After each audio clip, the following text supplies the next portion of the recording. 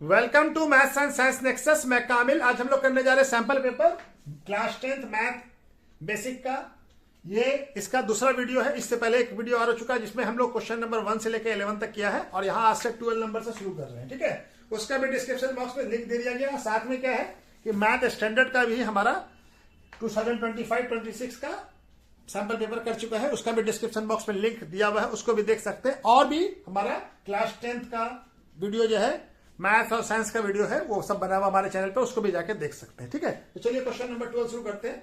Which of the following not equal to unity, यानी इनमें से कौन जो है 1 के बराबर नहीं है। तो ये तो हमारा मालूम है कि ये आइडेंटिटी होता है। ठीक है, sine square x plus cos square x ये होता है। अब ये बी वाला cot square x minus cos square x, ये देखते हैं। तो cot square x minus cosec square x, ये क्या होता है कॉट स्क्वायर एक्स, और ये कॉस एक्स का वैल्यू है -1 प्लस कॉट स्क्वायर एक्स होता है। ठीक है, तो ये क्या हो जाएगा कॉट स्क्वायर एक्स -1 और माइनस कॉट स्क्वायर एक्स, तो ये हो जाएगा हमारा -1। ठीक है, ये भी नहीं होगा, ये भी, ये -1 है तो ये 1 के बराबर तो नहीं है, ये भी 1 के बराबर होता। देखिए क्यों, sec square x minus tan square x, तो sec tan square x minus tan square x, तो ये दोनों कट जाएगा तो क्या बच जाएगा हमारे पास 1, तो ये 1 के बराबर है। और ये हमारा एक दूसरे का रेसिप्रोकल होता है tan x और cot x, मतलब tan x और cot x को क्या लिख सकते हैं 1/cot x, तो ये क्या हो जाएगा 1। तो हमारा ऑप्शन कौन सा आ गया बी, जो कि 1 के बराबर नहीं है, -1 के बराबर। तो ये ऑप्शन करेक्ट हो जाएगा, इसमें यूनिटी के बराबर नहीं है, बी है। करेक्ट ऑप्शन क्या है बी, जो कि 1 के बराबर नहीं है, यूनिटी के बराबर नहीं है। ठीक है, क्वेश्चन नंबर 13 क्या कह रहा है, consider the following frequency distribution. ये डिस्ट्रीब्यूशन दिया हुआ हमको, क्लास इंटरवल 0-5 का 11, फ्रीक्वेंसी 5-10 का 12, 10-15 का 13, 15-20 का 9 और 20-25 का 11 और the upper limit of median class बताना। ऑप्शन ए में है 10, बी है 13 और सी है 15 और डी है 20। हमको अपर लिमिट बताना है। तो हमारे लिए क्या चाहिए, पहले हमको कम्युनिकेटिव फ्रीक्वेंसी निकालना पड़ेगा, तो यहां पे निकाल लेते हैं। ठीक है ना, सी एफ, तो इसका कम्युनिकेटिव फ्रीक्वेंसी क्या आ जाएगा 11, ये हो जाएगा 23 और ये हो जाएगा हमारा 36 और ये 45 और ये हो जाएगा 56। तो टोटल फ्रीक्वेंसी कितना आ गया, एन का वैल्यू क्या आ गया, एन का वैल्यू आ गया हमारा n = 56। तो n/2 कहां लाई करेगा, n/2 56/2 यानी 28। तो 28 कौन से क्लास में लाई करेगा, यहां से यहां तक है 23 और 24 से लेकर 36 तक ये है, तो 28 कहां आएगा, इसी में आएगा 24 से लेकर 36 के बीच में। तो हमारा मीडियन क्लास क्या हो गया, तो मीडियन क्लास हो जाएगा हमारा 10-15। इसका अपर लिमिट क्या है 15, तो हमारा ऑप्शन क्या हो जाएगा, करेक्ट ऑप्शन, इसका अपर लिमिट पूछ रहा है, मीडियन क्लास है 10-15, तो अपर लिमिट इसका क्या 15, तो ऑप्शन क्या हो जाएगा करेक्ट सी 15। ठीक है,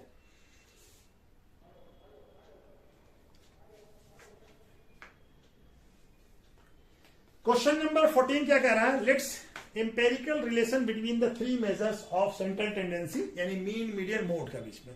तो क्या दिया हुआ है, A median equal to mode plus B median, यानी मीडियन का कोफिशिएंट ए है और मीन का कोफिशिएंट ए है। तो देन 2b और प्लस ए, पहले ए बी का वैल्यू निकालना होगा। हमारे पास दिया हुआ क्या है, क्या दिया हुआ है, A median equal to mode plus B mean. तो हमारा रिलेशन क्या होता है, 3 median equal to mode plus 2 mean, यही होता है। तो ए बी का वैल्यू निकल जाएगा, ए का वैल्यू कितना आ गया 3 और बी का वैल्यू क्या आ गया 2। तो हमारा किसका वैल्यू निकालना है 2b plus 3a।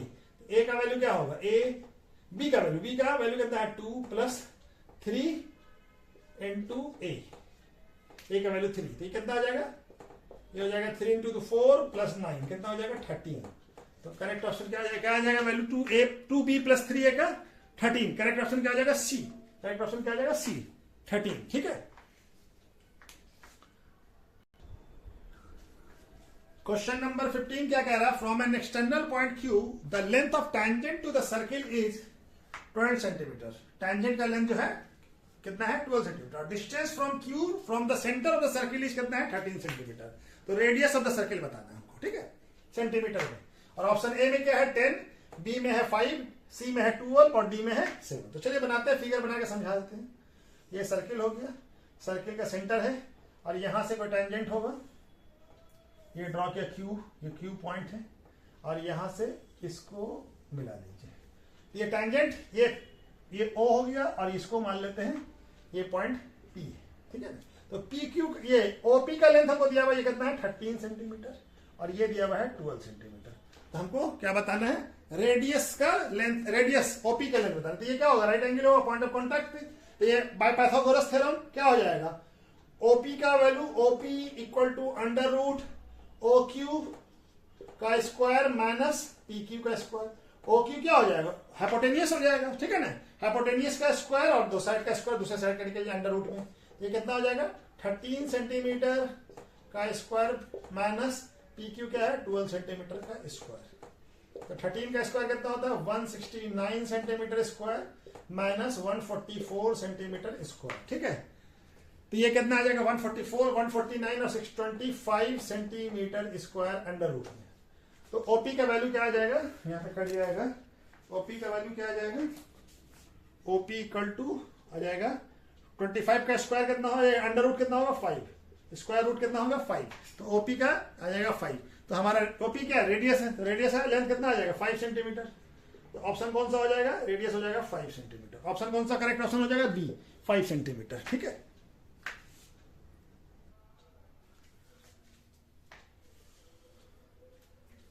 Question number 16 क्या कह रहा है, in the given figure P A is a tangent. P एक टेंजेंट है फ्रॉम एक्सटर्नल पॉइंट पी से, ठीक है, to the circle with centre O, circle का सेंटर ओ है और ए और बी, बी है ये, ए बी क्या है, A B is the diameter, ये बी हो गया, ठीक है, A B is the diameter, ठीक है, A B is diameter. If angle P O B, P O B ये वाला एंगल कितना है 115, then measure the angle A P O, A P O ये वाला एंगल बता रहा है, ठीक है ना। ऑप्शन ए में क्या है 25, बी है 30, सी है 20 और डी है 65, ठीक है। तो हमारा ये एंगल क्या होगा, पॉइंट ऑफ कॉन्टैक्ट पे 90 डिग्री होगा। अब ये ट्रायंगल बन रहा है, ट्रायंगल एओपी।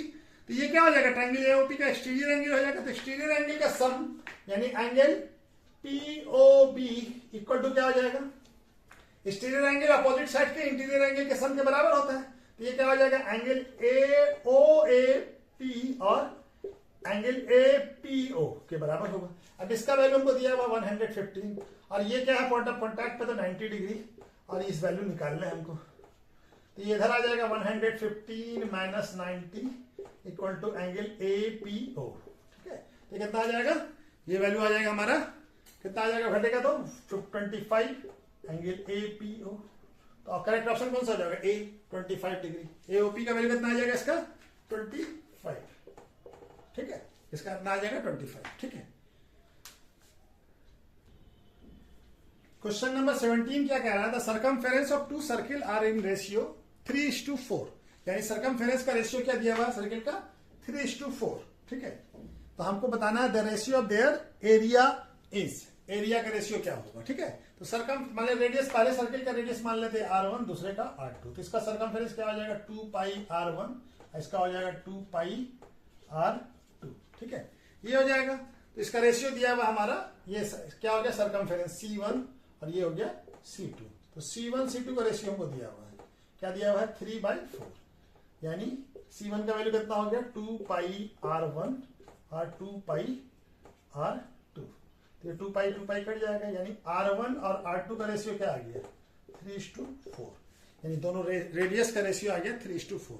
तो हमारा एरिया क्या होता है, एरिया पहले वाले एरिया को A1 मान लेते हैं, A1 क्या हो जाएगा पाई r1 स्क्वायर और दूसरा का एरिया क्या हो जाएगा A2 पाई r2 का स्क्वायर। इस दोनों का रेशियो निकालिए, क्या आ जाएगा पाई r1 का स्क्वायर और पाई r2 का स्क्वायर। तो पाई कट जाएगा, क्या बन जाएगा r1 बाई r2 का स्क्वायर। तो A1 बाई A2 क्या हो जाएगा, r1 बाई r2 का वैल्यू आया हमारा 3/4, तो 3/4 का स्क्वायर यानी क्या आ जाएगा 3 का स्क्वायर 9 और 4 का स्क्वायर 16। तो रेशियो क्या आ जाएगा 9:16। तो करेक्ट ऑप्शन कौन सा हो जाएगा C, 9:16, ठीक है। चलिए नेक्स्ट क्वेश्चन करते हैं। क्वेश्चन नंबर 18 क्या कह रहा है, event is most unlikely to happen, यानी कि किसी के होने का बहुत कम चांस हो, unlikely to happen is probability. और पहला ऑप्शन में क्या दिया हुआ 0.001 और बी में है 0.001 और सी में है 0.01 और डी में है 0.1। तो सबसे कम होने का चांस ये, इसका क्या हो जाएगा 1 बाय 10,000 में से एक के होने का चांस, इसका क्या हो जाएगा 1 बाय 1000, ठीक है, और इसका क्या हो जाएगा 1 बाय 100 और इसका क्या हो जाएगा 1 बाय 10। तो सबसे ज्यादा होने का चांस उसका है, उसके बाद इसका, उसके बाद इसका। तो सबसे अनलाइकली क्या हो जाएगा, सबसे कम होने का चांस अनलाइकली टू हैपन, ये हो जाएगा करेक्ट ऑप्शन। क्या हो जाएगा ये, सबसे कम चांस इसी का है 0.0001। ठीक है। क्वेश्चन नंबर 19 और हमारा 20 जो है दोनों असर्शन बेस्ड क्वेश्चन है। तो 19 नंबर क्वेश्चन लिखा है, ये किसमें क्या दिया हुआ है कि अगर बोथ असर्शन ए और रीजन बी आर दोनों ट्रू हो और R is a correct explanation हो, तो हमारा ऑप्शन क्या हो जाएगा ए। अगर दोनों असर्शन और रीजन ट्रू है लेकिन आर इज करेक्ट एक्सप्लेनेशन नहीं है ए का, तब क्या हो जाएगा हमारा बी।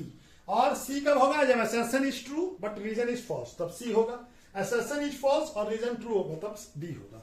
हमारा असर्शन क्या दिया हुआ क्वेश्चन नंबर 19 में, line joining the midpoints of the two side of a triangle is parallel to the third side। ठीक है, क्या बोल रहा है कि किसी ट्रायंगल का मिड पॉइंट है दो साइड का, ये ए और ये बी और ये सी, ये मिड पॉइंट है डी और इसका मिड पॉइंट है, इस दोनों को जोड़ दीजिए। तो ये क्या हो जा रहा है, तो ये दोनों अगर मिड पॉइंट है इस दोनों साइड का, तो हमारा क्या हो जाएगा, बोल रहा है कि मिड पॉइंट है तो ये हमारा थर्ड साइड के पैरेलल होगा, डीई पैरेलल होगा। तो सही है ये, अगर ये हमारा मिड पॉइंट है तो एडी और एडीबी बराबर होगा। ठीक है, और एडी और डीबी का रेशियो क्या हो जाएगा, एडी बाई डीबी दोनों बराबर हो जाएगा। और उसी तरह से एई और ईसी भी बराबर हो जाएगा। ठीक है, क्योंकि ये दोनों एडी और डीबी क्या होगा, बराबर होगा, इक्वल होगा, ये मिड पॉइंट है। उसी तरह से एई और डीसी भी बराबर होगा, सब किसके बराबर होगा, 1 के बराबर होगा। मिड पॉइंट है तो दोनों बराबर होगा। ठीक है ना, तो ये वाला तो स्टेटमेंट सही है। दूसरा क्या है, if line divided two side of a triangle in the same ratio, अगर सेम रेशियो में डिवाइड कर रहा है तो वो साइड थर्ड, अब ये दोनों भी देखे, दोनों एक दूसरे को सेम रेशियो में डिवाइड कर रहे हैं ना, 1:1 में। ठीक है, तो ये क्या हो गया, थर्ड साइड के पैरेलल हो गया। ये रीजन भी सही है, इसका एक्सप्लेनेशन सही है। ठीक है ना, ये थॉमस थ्योरम का स्टेटमेंट है या बेसिक प्रोपोर्शनलिटी थ्योरम का। तो करेक्ट ऑप्शन क्या हो जाएगा, यानी असर्शन और रीजन दोनों करेक्ट है और रीजन जो है असर्शन का करेक्ट एक्सप्लेनेशन है। ठीक है, तो करेक्ट क्या हो जाएगा, ए।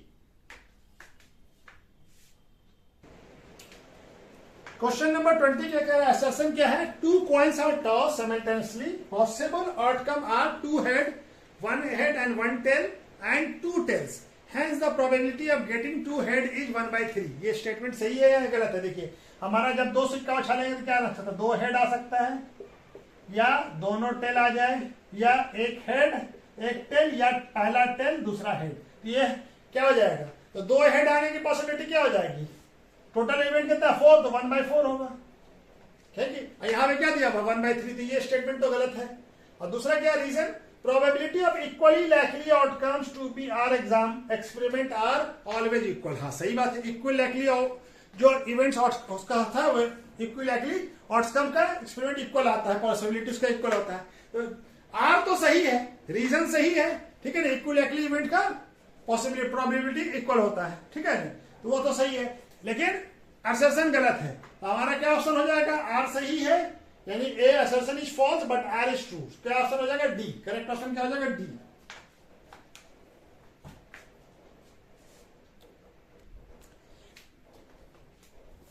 अब हमारा 1 मार्क्स का एमसीक्यू खत्म हो गया। अब हमारा 2 मार्क्स का क्वेश्चन स्टार्ट होता है। ठीक है, चलिए शुरू करते हैं। क्वेश्चन नंबर 21, इसमें ऑप्शनल दिया हुआ है, ए क्वेश्चन कीजिए, ए या बी, दो में से कोई एक क्वेश्चन भी कर सकते हैं। ठीक है, तो चलिए ए बनाना शुरू करते हैं। क्या कह रहा है, so that the number 2 into 5 into 7 into 11 plus 11 into 13 is a composite number। हमको नंबर क्या दिया हुआ है, 2 into 5 into 7 into 11 plus 11 into 13। इस दोनों नंबर में देखिए 11 कॉमन है, 11 बाहर निकालिए, यहाँ क्या बच जाएगा, 2 into 5 into 7 और प्लस यहाँ पे क्या बच जाएगा 13। ये क्या हो जाएगा 11 और ये 2 into 5 2 इंटू 5 कितना 10, 10 इंटू 7 70, 70 प्लस 33, ये क्या आ जाएगा 11 इंटू 83 सॉरी, ये कितना आ जाएगा 83। तो ये जो भी नंबर है ये नंबर आया हमारा, इस नंबर का दो फैक्टर है, नंबर का दो फैक्टर है 11 और 83 जो कि 1 के अलावा है। नंबर हैज, क्या लिखेंगे, नंबर हैज टू फैक्टर, कौन कौन सा फैक्टर है, two factors 11 and 83 which is other than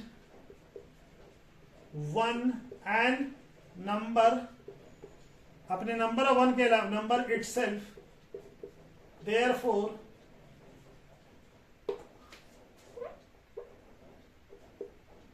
given number is composite number। ठीक है, इस नंबर, तो इस नंबर का 1 और अपने अलावा दो फैक्टर और है, जो कौन सा फैक्टर है 11 और 83। इस वजह से ये नंबर क्या हो गया, कंपोजिट नंबर हो गया। ठीक है, ये हमारा नंबर क्या हो गया, कंपोजिट नंबर हो गया, इसका दो और फैक्टर है, प्राइम नंबर तो नहीं है। ठीक है, तो चलिए नेक्स्ट क्वेश्चन करते हैं।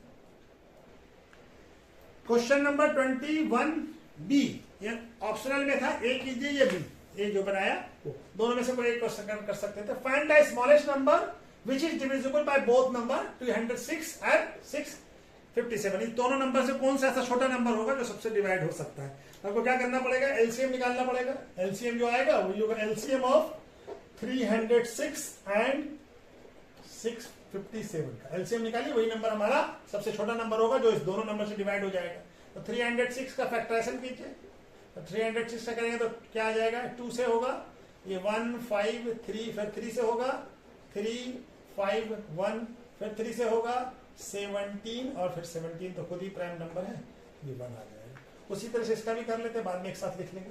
57 का ये 3 से होगा 2 1 9, फिर 3 से होगा 3 7 3, अब ये 73 तो प्राइम नंबर है हमारा, ये आ जाएगा 1। ठीक है, तो हमारा ये प्राइम फैक्टराइजेशन इसका हो गया, यहाँ पे लिख लेते हैं।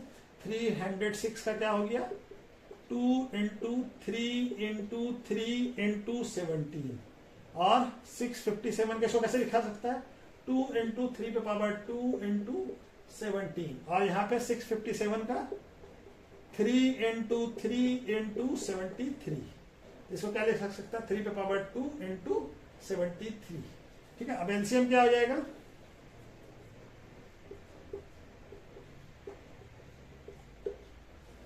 3 पे पावर 2 दोनों में कॉमन है तो उसको लिख लीजिए, और उसके बाद बचा क्या है यहाँ पे 2 और ये 17 और इसको 73। अब इन सबको मल्टीप्लाई कीजिए तो क्या आ जाएगा, हम 22,338। हमारा सबसे स्मॉलेस्ट नंबर कौन सा होगा, तो स्मॉलेस्ट नंबर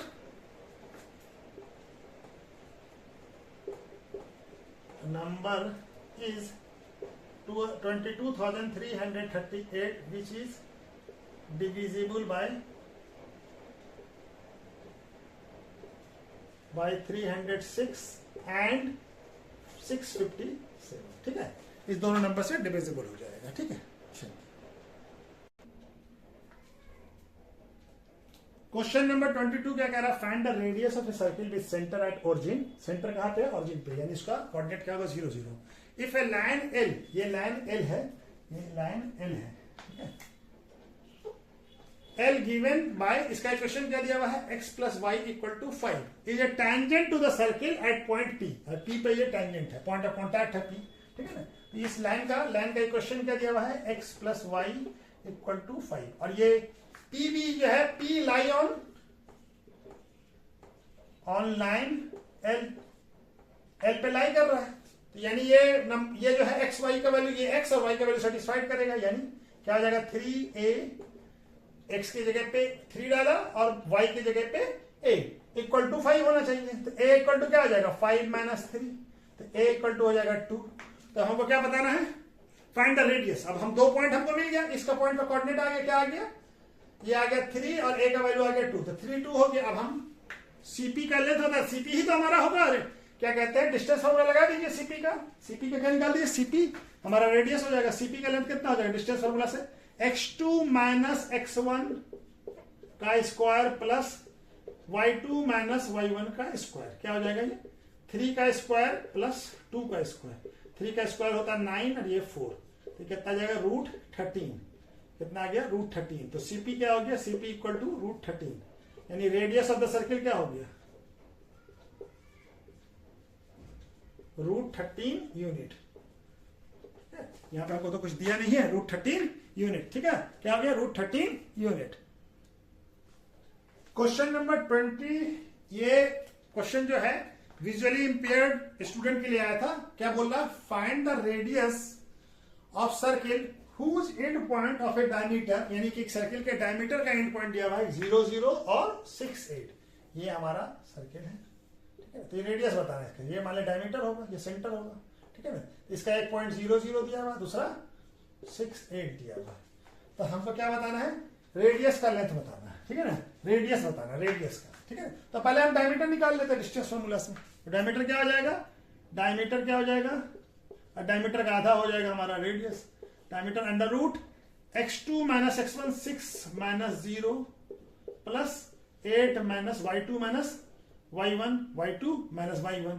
तो कितना हो जाएगा ये 6 का स्क्वायर, यानी 6 का स्क्वायर 36 और ये 8 का स्क्वायर 64। दोनों को जोड़ेंगे कितना आ जाएगा 100।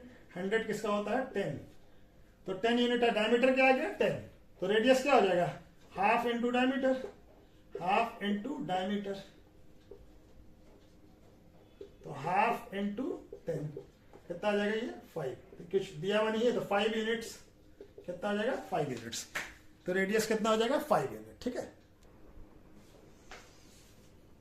क्वेश्चन नंबर 23 क्या कह रहा है, if the zeros of a quadratic polynomial x square plus a plus 1x plus b are 2 and -3 का जीरो दिया हुआ है 2 and -3। तो द वैल्यू ऑफ a और b निकालना। तो हमारा पॉलिनोमियल क्या दिया हुआ है px दिया हुआ है x square plus a plus 1x plus b, और हमको जीरो दिया हुआ, जीरो क्या है, zeros of polynomial of px क्या है 2 and -3। इसको अल्फा मान लेते हैं, इसको बीटा मान लेते हैं। तो सम ऑफ जीरोस क्या हो जाएगा, सम ऑफ जीरोस क्या होता है, coefficient of minus coefficient of x divided by coefficient of x square, यानी -b/a। अब ये सम ऑफ जीरो क्या है, एक जीरो क्या है, एक जीरो हमारा 2 है और दूसरा जीरो -3 है, ठीक है। तो ये हमारा कोफिशिएंट ऑफ x क्या है, x क्या है a प्लस b, तो माइनस लग जाएगा, और x स्क्वायर का कोफिशिएंट क्या है 1, तो ये क्या हो जाएगा 1 2 माइनस 3 2 माइनस इसको ऐसे 6 2 माइनस 3 इक्वल टू क्या हो जाएगा, ये हो जाएगा माइनस और ये माइनस, ठीक है ना। यहां पे बना 2 माइनस 3 कितना हो जाएगा -1 इक्वल टू -a और -1। तो ये -1 कट जाएगा, तो -a इक्वल टू क्या आ जाएगा 0। तो a का वैल्यू क्या आ जाएगा, a का वैल्यू 0 आ गया, ठीक है। a का वैल्यू निकल गया, a का वैल्यू है 0। अब हमारा प्रोडक्ट ऑफ जीरो निकालिए। प्रोडक्ट ऑफ जीरोस क्या होता है, constant term divided by coefficient of x square, और इसको क्या बोल सकते हैं c/a। तो प्रोडक्ट ऑफ जीरो यानी एक जीरो क्या है 2 और दूसरा जीरो है -3, तो ये दोनों को प्रोडक्ट कर, दोनों को मल्टीप्लाई कर दिया। कांस्टेंट टर्म क्या है हमारा b, और कोफिशिएंट ऑफ x स्क्वायर क्या 1, तो क्या आ जाएगा -6 2 इंटू 3 6 और माइनस हो जाएगा, और b, तो b का वैल्यू क्या आ गया -6। तो a का वैल्यू क्या है, a का वैल्यू है 0 और b का वैल्यू क्या है -6। ये वैल्यू हमारा फाइंड हो गया, ठीक है। तो चलिए नेक्स्ट क्वेश्चन। क्वेश्चन नंबर 24 क्या कह रहा है, find the nature of a root of the quadratic equation x square plus 4x minus 3√2 equal to 0। इसका नेचर बताना है रूट का। तो पहले हमको नेचर के लिए क्या डिस्क्रिमिनेंट चाहिए d, तो d क्या होता है b स्क्वायर माइनस 4ac। इसका वैल्यू देख लेते हैं क्या आता है। तो d a क्या है, यहाँ पे a है 1 और b क्या है, b है 4 और c क्या है हमारा -3√2। तो d का वैल्यू निकालिए d, तो d क्या आ जाएगा b स्क्वायर, b का मतलब 4 का स्क्वायर माइनस 4a, a का वैल्यू 1 और यहाँ पे -3√2, ठीक है। तो क्या 4 का स्क्वायर क्या आ जाएगा 16 और ये माइनस इंटू माइनस प्लस हो जाएगा, प्लस 12√2। तो क्या आ गया ये d क्या आ गया 16 प्लस 12√2। अब d क्या है हमारा, d हमारा ग्रेटर देन d क्या है, d इज ग्रेटर देन 0 है, 0 से बड़ा है, देयरफॉर क्या है d is greater than 0, therefore क्या होगा, roots are real and distinct. ठीक है ना, दो अलग अलग रूट आएगा और दोनों रियल नंबर में आएगा। ठीक है, तो ये हमारा, चलिए क्वेश्चन नंबर 25 क्या कह रहा है, इवॉल्युएट 2 sin 30 degree into tan 60 degree minus 3 cos square 60 degree और sec स्क्वायर 30 डिग्री। ठीक है, इसको इवॉल्युएट करके वैल्यू निकालना है। तो sin 30 degree into tan 60 degree minus 2 cos square 60 degree और sec स्क्वायर 30 डिग्री।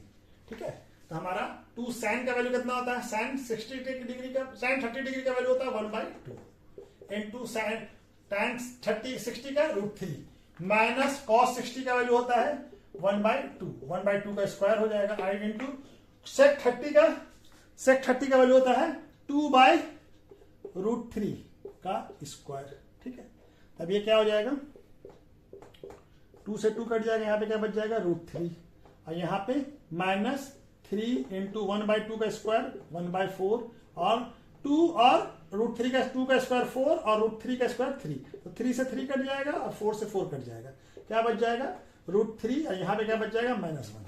तो ये आंसर आ गया √3 -1। अगर हम इसको डेसिमल फॉर्म में लिखना चाहें तो इसको लिख सकते हैं 1.732 -1 0.732। ठीक है ना, इसका वैल्यू ये आ जाएगा। ये भी आंसर सही है। ठीक है ना, ये आंसर भी लिख सकते हैं। ठीक है ना, चलिए यही आंसर सही है √3 -1। ठीक है,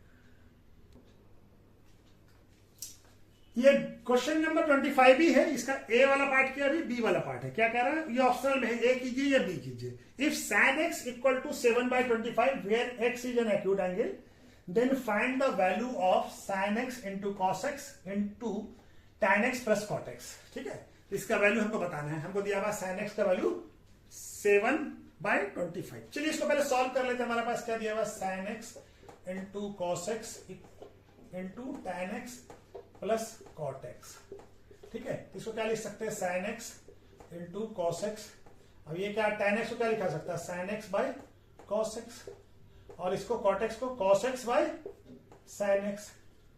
ठीक है, अब ये क्या आ जाएगा sin x into cos x, यहां पे एलसीएम लेंगे तो क्या आ जाएगा sin x into cos x। ठीक है, ये दोनों का एलसीएम लेंगे तो sin x cos x आ जाएगा। अब यहां पे क्या होगा, ये cos x कट जाएगा इससे और ये क्या बच जाएगा sin से sin मल्टीप्लाई होगा तो sin स्क्वायर x हो जाएगा। और यहाँ पे cos sin कट जाएगा, cos बच जाएगा, cos स्क्वायर से मल्टीप्लाई होगा cos स्क्वायर। अब ये हमको मालूम है कि आइडेंटिटी होता है sin x into cos x। अब इसका वैल्यू क्या हो जाएगा, इसका वैल्यू हो जाएगा 1, ये आइडेंटिटी होता है हमारा, और ये sin x into cos x। ठीक है, cos x, तो ये दोनों भी कट जाएगा। ठीक है, हमारा क्यों होता है ये sin square x plus cos square x equal to क्या होता है 1, ये आइडेंटिटी है। ठीक है, इसका इस्तेमाल किया, इसका वैल्यू हम लोग 1 पुट कर दिया, तो हमारे पास वैल्यू क्या आ गया, इसका ये जो वैल्यू आया हमारे पास क्या आ गया 1 आ गया। इसका तो 1 ही आ गया, हमको x का इस्तेमाल करने की जरूरत ही नहीं पड़ी, इसका वैल्यू हम लोग अपने से ही सॉल्व करके ले आए। क्या आ गया 1, तो वैल्यू क्या हो जाएगा sin x into cos x plus tan x plus cot x equal to क्या आ गया 1। ठीक है, इसका वैल्यू क्या आ जाएगा 1। ठीक है, तो 1 आ गया। ठीक है, तो चलिए इसी तरह से 2 मार्क्स का भी क्वेश्चन कंप्लीट हो गया। अब हमारा 3 और 5 मार्क्स का और केस स्टडी बेस्ड क्वेश्चन बच गया है। चलिए उसको नेक्स्ट वीडियो में करते हैं। Okay, thank you. ठीक है।